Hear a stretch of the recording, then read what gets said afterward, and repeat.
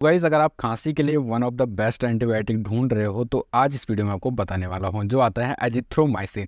250 mg 500 mg दोनों प्रकार से मिल जाएंगे एंड टॉप ब्रांड जो होंगे यहाँ पर आपको शो हो रहे हैं। तो आप इस एंटीबायोटिक का यूज़ कर सकते हैं। मैक्रोलाइड एंटीबायोटिक होता है। गला खराब हो रहा है, टॉन्सिल हो रहा है, गले में खांसी हो रही है, खराश हो रही है, लेकिन बलगम वाली खांसी में भी आप यूज़ कर सकते हैं, सूखी खांसी में दोनों प्रकार से यूज़ कर सकते हैं। क्योंकि एंटीबायोटिक है तो खांसी वगैरह को बंद करने का ही ये काम करता है। तो डेली आपने यूज़ करना है। एडल्ट का डोज होता है 500 mg दिन में एक बार होता है। एंड टीनेजर यानी 11 से 18 साल के बच्चे आप इसको 250 mg सुबह शाम यूज़ कर सकते हैं या दिन में एक बार ही यूज़ कर सकते हैं। पूरी जानकारी जानने के लिए मेडिकल जानकारी ज़रूर जाइए। चैनल का लिंक आपको डिस्क्रिप्शन बॉक्स में मिल जाएगा। एंड वीडियो अच्छा लगा लाइक ज़रूर करें। खांसी ज़्यादा हो रही है तो एजिथ्रोमाइसिन का यूज़ किया जा सकता है।